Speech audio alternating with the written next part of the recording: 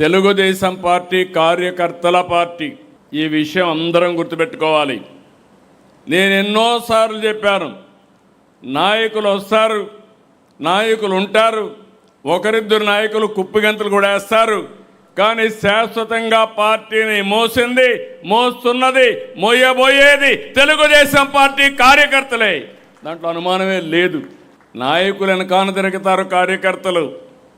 ఎప్పుడైనా కానీ చోక జాడిస్తే మాత్రం అదే చివరి రోజు అక్కడి నుంచి పార్టీతోనే ఉంటారు. అది తెలుగుదేశం పార్టీ కార్యకర్తల యొక్క కమిట్మెంట్. దానికి మనస్ఫూర్తిగా ఆ కార్యకర్తలకి పాదాభివందనం చేస్తున్నారని మరొక్కసారి మీకు తెలియజేస్తున్నా. నిన్న ఈరోజైతే ఒక్క మాట చెప్పాం.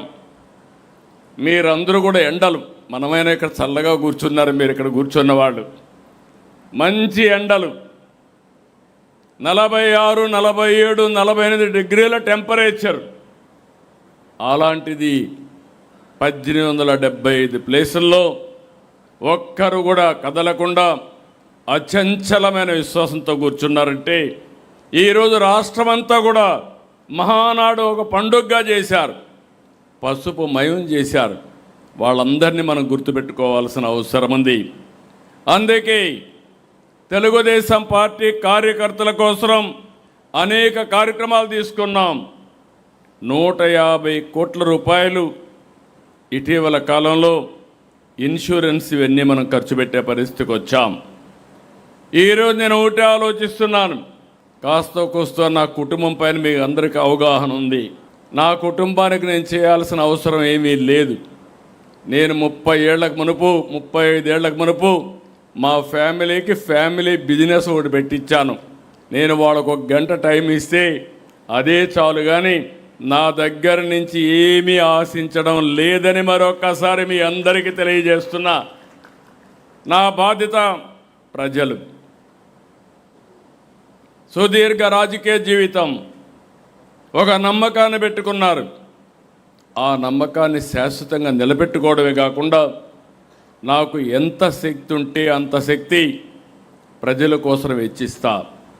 అందుకే ప్రజల కోసం ఈరోజు 2047 విజన్ తయారు చేశాం. స్వర్ణాంధ్రప్రదేశ్ దిశగా ముందుకు పోతున్నాం. నేను ఆ విషయం కూడా చెప్తాను. అదే సమయంలో ఈ విజయాలకు కారణమైనటువంటి నా కుటుంబ సభ్యులు, తెలుగుదేశం పార్టీ కుటుంబ సభ్యులకు నేను శాశ్వతంగా రుణపడి ఉన్నాను. మీ రుణం తీర్చుకునే బాధ్యత నా పైనుంది. అందుకే ఈరోజు మీరు చూస్తే నేను తీసుకున్న నిర్ణయాలు కూడా ఎడ్యుకేషన్, ఎంప్లాయ్మెంట్. ఎవరైనా మన పిల్లలకి ఇబ్బంది ఉంటే వాళ్ళని చదివించడం, కానీ స్కిల్ డెవలప్మెంట్ చేసి ఉద్యోగం ఇప్పించడం. 2, మన తెలుగుదేశం పార్టీ కుటుంబ సభ్యుల యొక్క ఆరోగ్యాన్ని కాపాడేట్టుగా మన యాప్లోనే పెట్టాం, మై హెల్త్ పెట్టాం.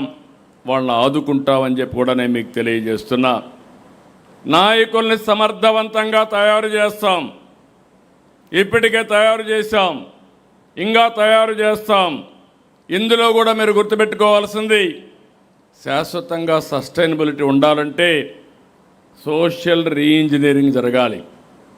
జనాభా దామాషా ప్రకారం అన్ని వర్గాలకు సముచితమైన న్యాయం చేయగలిగితే శాశ్వతంగా మనల్ని గుర్తుపెట్టుకునే పరిస్థితి ఉంటుంది. అందుకని ఎక్కడికక్కడ శిక్షణా కార్యక్రమాలు పెట్టుకున్నాం. బూత్ కమిటీ నుంచి, కేఎస్ఎస్ దగ్గర నుంచి ఎక్కడికక్కడ అందరికీ సముచితమైన న్యాయం చేస్తున్నాం. అల్టిమేట్గా నా కోరిక ఎకనామిక్ ఎంపవర్మెంట్. ఈరోజు అది కూడా మీకు ఎక్స్ప్లెయిన్ చేస్తాను. ఏ విధంగా ఆలోచిస్తున్నాం, రాష్ట్రంలో ఏ విధంగా అయితే ఆలోచిస్తున్నామో దానికి అనుగుణంగా నీతి నిజాయితీగా మీరు డబ్బులు సంపాదించే మార్గం మీకు చూపించాలని ఐఎస్బిని కన్సల్టెంట్గా పెట్టుకున్నాను.